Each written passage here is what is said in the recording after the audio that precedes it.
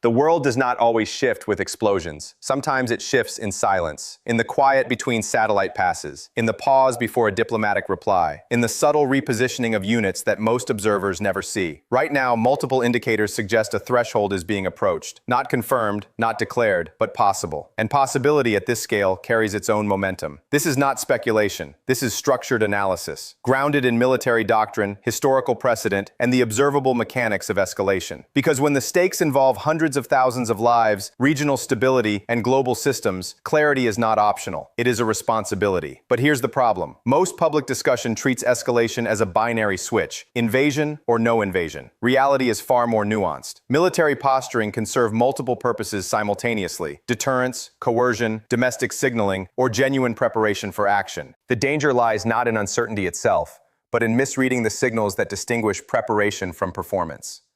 To navigate this, we must look beyond headlines and examine the tangible indicators that professionals use to assess intent. This is where things change. A full ground invasion, in operational terms, is not a single event but a complex system of interdependent capabilities. It requires forward-deployed mechanized forces, integrated air defense coverage, artillery coordination, engineering support for obstacle clearance, and, most critically, a logistics architecture capable of sustaining high-intensity operations for weeks. Without these elements in place, even the most aggressive rhetoric remains just that, rhetoric. So analysts watch for specific, observable preconditions. Are fuel depots being established near border railheads? Are field hospitals being activated? Are command nodes shifting from peacetime to wartime configurations? These are not random movements. They are pieces of a puzzle that, when assembled, reveal intent far more reliably than public statements. What happens next depends on pattern recognition, not isolated data points. A single troop movement means little, but when mechanized brigades advance in coordination with electronic warfare units repositioning, when diplomatic backchannels go silent at the same time state media shifts tone, when cyber scanning of critical infrastructure increases alongside reserve call-ups, that convergence carries weight. This is how professionals assess risk, by cross-referencing military, diplomatic, economic, and informational signals into a coherent picture. The goal is not prediction, but probability weighting. Not certainty, but preparedness. This is where most people miss it. They focus on the visible symbols of power: tanks, aircraft, missile launchers, while overlooking the invisible infrastructure that makes sustained operations possible. As military doctrine has long emphasized, amateurs discuss strategy, professionals discuss logistics. A force can only advance as far as its supply lines allow. Fuel consumption for a single armored brigade in high-intensity conditions can exceed 400 tons per day. Ammunition expenditure follows similar curves. Without prepositioned stocks, functional distribution hubs, and secure transit corridors, even the most capable military faces rapid operational decay. So the real question is not whether troops are massing, but whether the support architecture to sustain them is in place. But here's the problem. Logistics buildup can serve multiple strategic purposes. It can prepare for offense. It can strengthen defense. It can signal resolve to extract diplomatic concessions. It can even be domestic political theater. Disentangling these possibilities requires contextual analysis. What is the historical pattern of the actor in question? What are their stated strategic objectives? What constraints do they face? Economic, political, military. There are no universal formulas. Only careful, iterative assessment that updates as new information arrives. This is where things change. Terrain and weather introduce additional variables that can accelerate or halt momentum. Urban environments favor defenders, turning every building into a potential strongpoint. Mountainous regions channel advances into predictable corridors, creating opportunities for ambush. Seasonal conditions, mud, snow, extreme heat, can degrade mobility and equipment reliability. A force optimized for one environment may struggle significantly in another. Any credible operational plan must account for these factors, or risk catastrophic stall. And that creates a window for diplomacy, for deterrence, for miscalculation. Windows, however, do not remain open indefinitely. What happens next is shaped by the psychology of escalation. Once forces are forward deployed and public commitments are made, de-escalation becomes exponentially more difficult. Commanders on the ground may interpret defensive posturing as preparation for attack.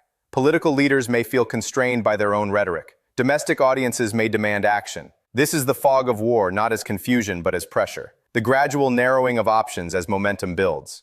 Understanding this dynamic is critical, because crises rarely spiral due to grand strategy alone. More often, they escalate through a series of small, rational decisions that, in aggregate, produce outcomes no single actor intended. This is where most people miss it. They assume the side with conventional superiority holds all the cards. But modern conflict is rarely decided by asymmetry of force alone. Integrated air defense systems can contest air superiority. Precision anti-armor weapons can offset numerical advantages in tanks. Cyber and electronic warfare can disrupt command networks at critical moments. Irregular forces can conduct ambushes, sabotage supply lines, and wage information operations designed to erode domestic and international support. This is the cost imposition strategy, not to win decisively, but to make victory so expensive in blood, treasure, and time that it becomes strategically irrational. The goal is not battlefield triumph, but political exhaustion. But here's the problem. Rationality is not a constant. Leaders under intense pressure, facing perceived existential threats or domestic instability, may accept costs that external analysts deem unreasonable. Historical precedent shows that miscalculation often stems not from ignorance, but from divergent risk assessments. One side may view a limited operation as controllable. The other may perceive it as an existential challenge requiring full response. This is why professional scenario planning does not rely on a single, most likely outcome. It maps branches and sequels. What if the initial advance stalls? What if international sanctions accelerate economic strain? What if civilian resistance intensifies beyond expectations? Each branch alters the calculus. Each sequel demands adaptation. This is where things change. The geopolitical layer adds further complexity. No significant military action occurs in isolation. Alliance commitments shape thresholds for aggression. Ambiguous security guarantees increase the risk of miscalculation. Economic interdependence creates both leverage and vulnerability. Disruption to critical imports, coordinated financial sanctions, or market reactions can influence warfighting capacity as powerfully as battlefield outcomes. Currency swings, commodity spikes, capital flight, these are not side effects. They are strategic variables that feed back into decision-making at the highest levels. What happens next depends in part on the availability of diplomatic off-ramps.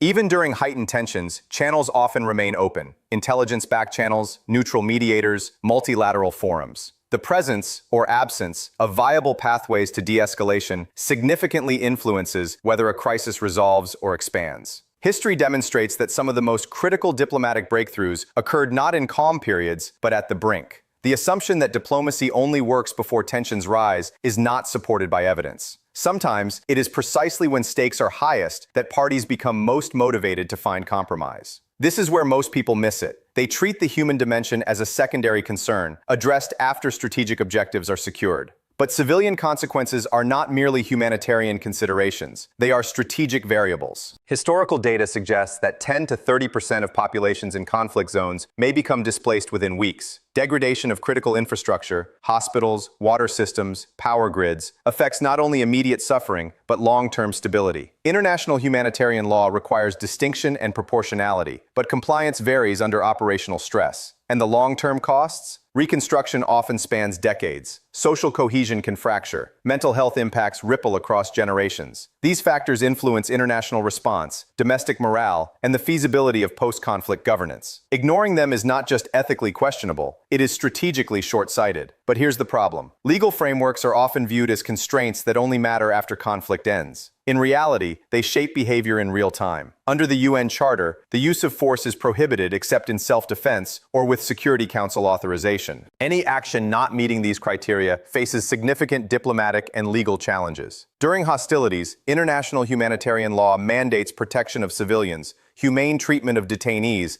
and access for humanitarian organizations. Violations can trigger individual criminal responsibility and state liability. Accountability mechanisms, international courts, universal jurisdiction, open-source evidence preservation depend on political will, but their mere existence creates leverage. The threat of future accountability can influence tactical decisions, operational planning, and political risk assessment in the present. This is where things change. Scenario mapping provides structure without false certainty. Consider 4 plausible pathways, each with probability ranges that must be continuously updated as new intelligence arrives. Scenario A: de-escalation and diplomatic resolution. Triggers include successful back-channel talks, third-party mediation, or face-saving concessions.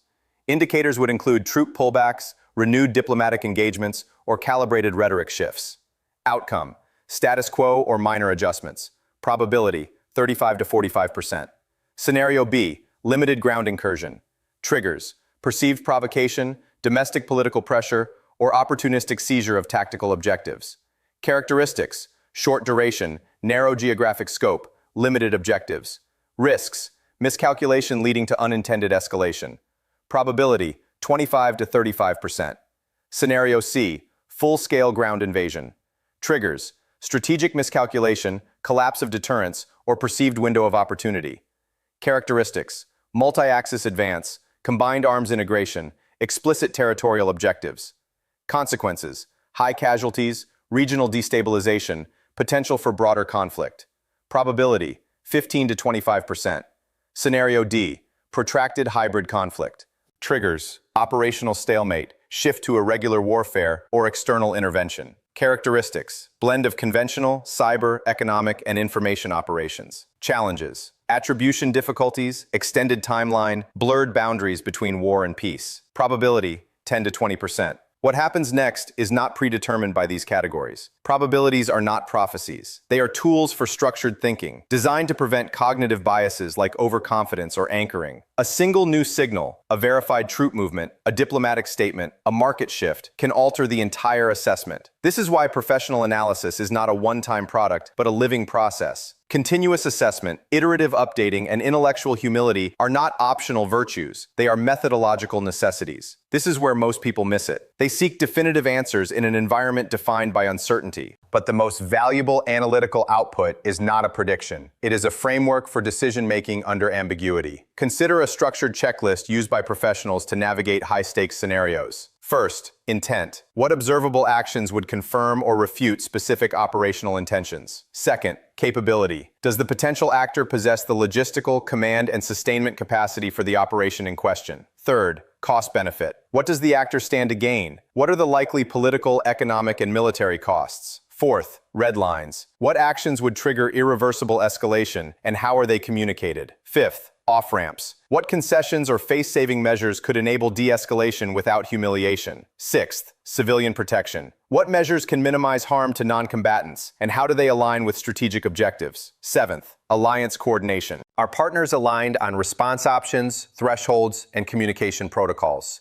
Eighth, information integrity. How are we countering misinformation while maintaining transparency and public trust? Ninth, legal compliance. Are planned or potential operations consistent with international humanitarian law and relevant treaties? 10th, endgame. What does success look like? And what is the pathway from conflict to sustainable stability? But here's the problem. Answering these questions requires more than data. It requires discipline to avoid confirmation bias, humility to acknowledge unknowns, access to quality information in an environment saturated with noise, and the courage to update conclusions when evidence shifts. In an era of algorithmic amplification and polarized narratives, these qualities are rare, yet they are essential, because the cost of analytical failure is not abstract. It is measured in lives disrupted, stability eroded, opportunities lost. This is where things change. The most powerful tool in high-stakes analysis is not more information, but better thinking.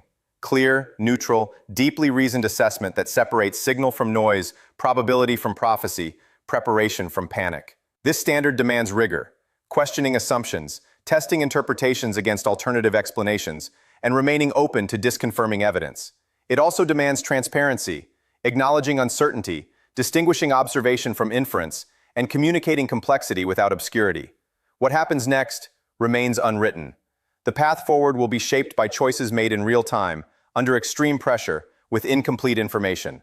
Military commanders weighing operational risks, political leaders balancing domestic expectations against international consequences, diplomats seeking pathways to de-escalation, civilian populations navigating uncertainty. Each decision, however small, contributes to the emerging outcome. This is where most people miss it. They assume that analysis ends when a conclusion is reached. But in dynamic environments, the conclusion is only the beginning of the next cycle of observation, assessment, and adaptation. The questions that matter most are often the ones we have not yet asked. What indicators are we overlooking? What assumptions are we taking for granted? What unintended consequences might follow from well-intentioned actions? In high-stakes scenarios, intellectual curiosity is not a luxury, it is a safeguard. But here's the problem. Time is a non-renewable resource in crisis. Analysis must be thorough, but not paralyzing. Decisive, but not reckless. Balanced, but not vague. This tension cannot be eliminated. It can only be managed through structured processes, diverse perspectives, and clear communication protocols. The goal is not perfect foresight. It is resilient decision-making, the capacity to adapt as conditions evolve, to learn from emerging outcomes, and to course-correct without losing strategic coherence.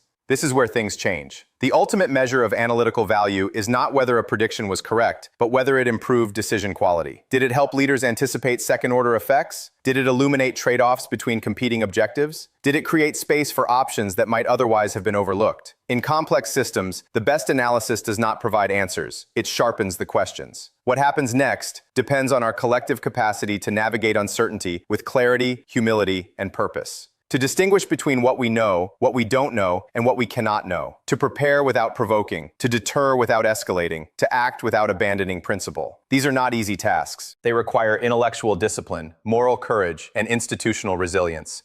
This is where most people miss it. They view analysis as a spectator activity, consumed for information or reassurance. But in high-stakes environments, analysis is a participatory practice. Every person who engages critically with information, who questions simplistic narratives, who demands evidence over assertion, contributes to a more informed public discourse. An informed discourse is a strategic asset. It creates space for reasoned debate, reduces vulnerability to manipulation, and strengthens the foundations of accountable governance. But here's the problem.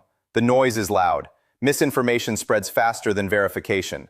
Emotional appeals often outweigh evidence-based reasoning. In this environment, maintaining analytical integrity is not passive. It is an active commitment. It means resisting the temptation to oversimplify. It means acknowledging complexity without surrendering to paralysis. It means communicating with precision while remaining accessible. This is where things change. The future is not a fixed destination. It is a landscape shaped by choices made in the present. Every signal we interpret, every risk we weigh, every option we consider contributes to the emerging reality. The responsibility is not to predict the future with certainty, but to prepare for multiple possibilities with wisdom.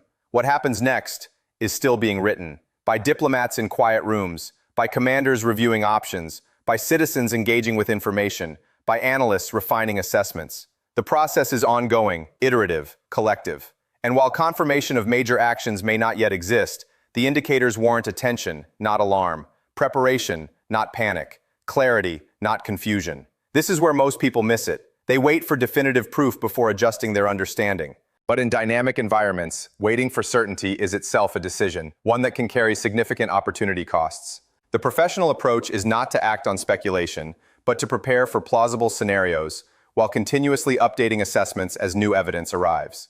This is not indecision, it is disciplined adaptability. But here's the problem. Adaptability requires cognitive flexibility, the willingness to revise conclusions, to entertain alternative explanations, to acknowledge when initial assessments were incomplete. This is intellectually demanding. It requires setting aside ego, resisting confirmation bias, and embracing uncertainty as a condition of complex systems. Yet it is precisely this flexibility that enables effective navigation of high-stakes environments. This is where things change.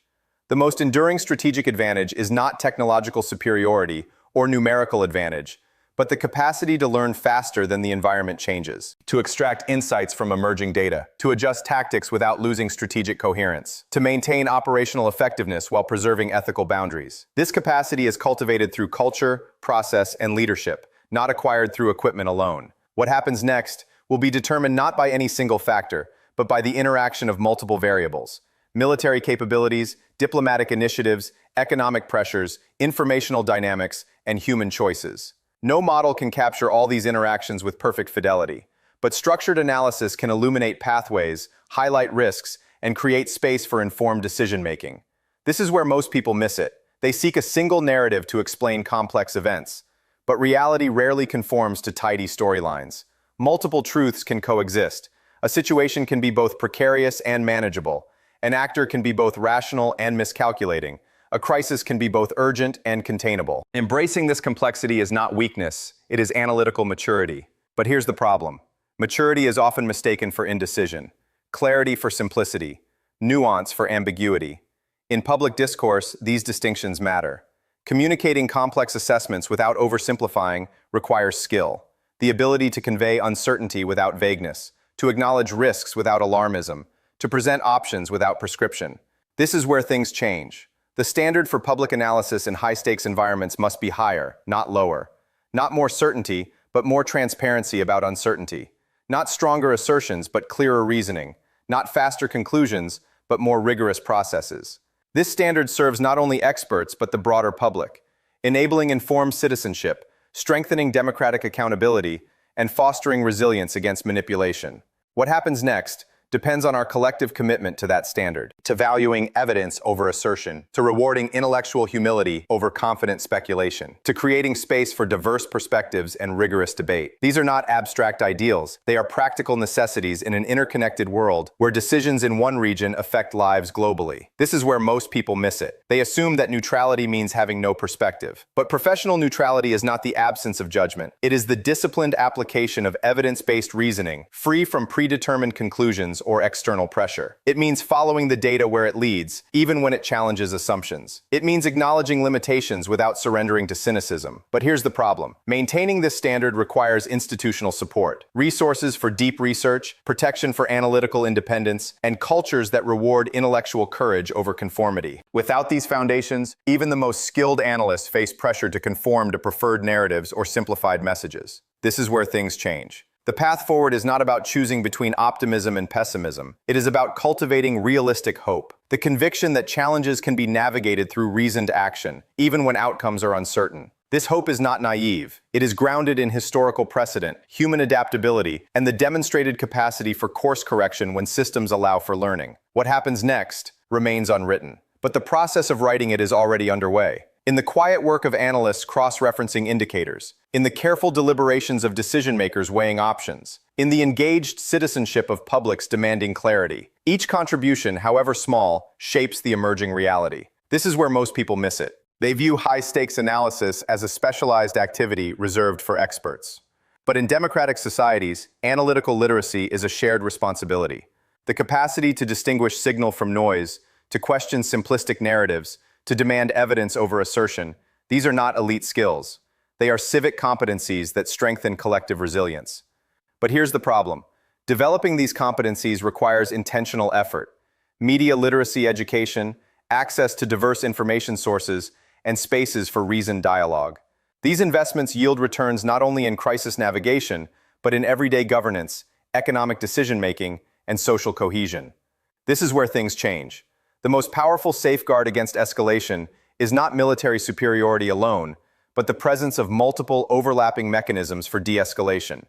Diplomatic channels, economic interdependence, legal frameworks, and informed public discourse. These systems do not eliminate risk, but they create redundancy. If one pathway fails, others may still enable resolution.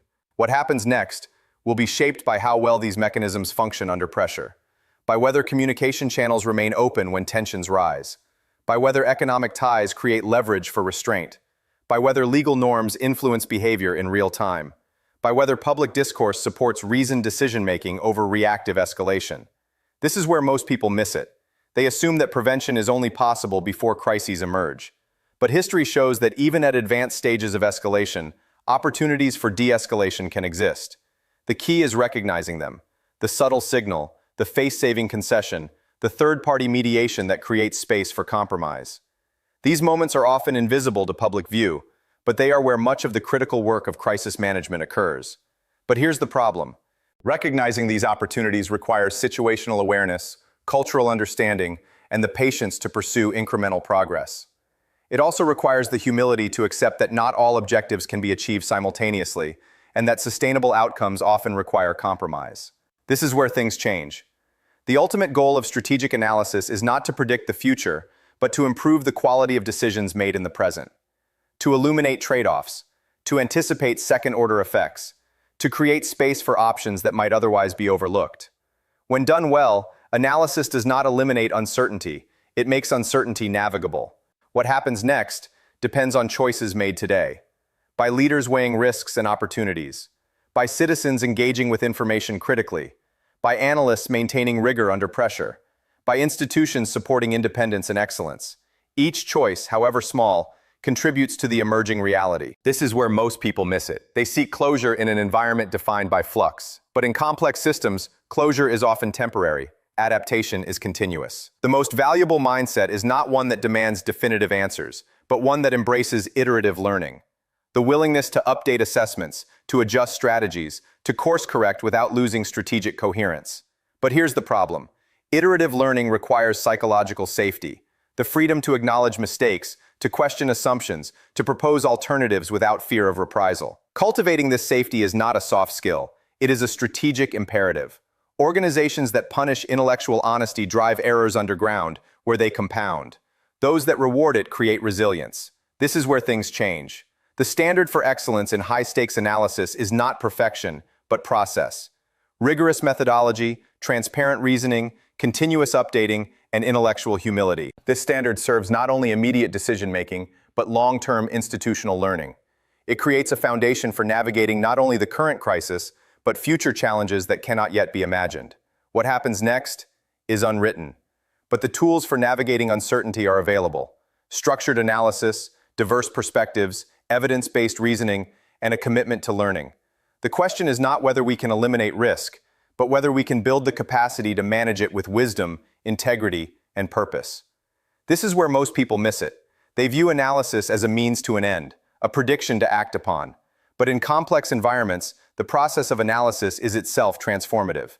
It sharpens thinking, it reveals assumptions, it creates shared understanding. These outcomes have value independent of any specific prediction. They strengthen the foundations for reasoned action, whatever the future holds. But here's the problem. Strengthening these foundations requires sustained investment in education, in research, in institutions that support independent inquiry. These investments yield returns not only in crisis navigation, but in everyday governance, innovation, and social trust. They are not costs. They are prerequisites for resilience in an uncertain world. This is where things change. The most enduring strategic advantage is the capacity to learn, adapt, and course-correct in real time. This capacity is cultivated through culture, process, and leadership, not acquired through technology alone. It requires intellectual humility, ethical clarity, and the courage to act despite uncertainty. What happens next will be shaped by the choices we make today. To value evidence over assertion, to reward rigor over rhetoric, to create space for diverse perspectives and reasoned debate. These are not abstract ideals. They are practical necessities in an interconnected world where decisions ripple across borders and generations. This is where most people miss it. They assume that neutrality requires silence on difficult questions. But professional neutrality is not the absence of judgment. It is the disciplined application of evidence-based reasoning, free from predetermined conclusions. It means following the data where it leads, even when it challenges assumptions. It means acknowledging limitations without surrendering to cynicism. But here's the problem. Maintaining this standard in a polarized environment requires courage, the willingness to withstand pressure from all sides, to prioritize truth over convenience, to communicate complexity without obscurity. This courage is not innate. It is cultivated through practice, supported by institutions, and reinforced by communities that value integrity. This is where things change. The path forward is not about choosing between engagement and detachment. It is about cultivating informed engagement, the capacity to participate in public discourse with clarity, humility, and purpose. This engagement strengthens democratic resilience, fosters social cohesion, and creates space for solutions that might otherwise be overlooked. What happens next remains unwritten, but the process of writing it is already underway. In the careful work of analysts, in the deliberations of decision-makers, in the engaged citizenship of publics. Each contribution, however small, shapes the emerging reality. The responsibility is not to predict the future with certainty, but to prepare for multiple possibilities with wisdom, integrity, and hope.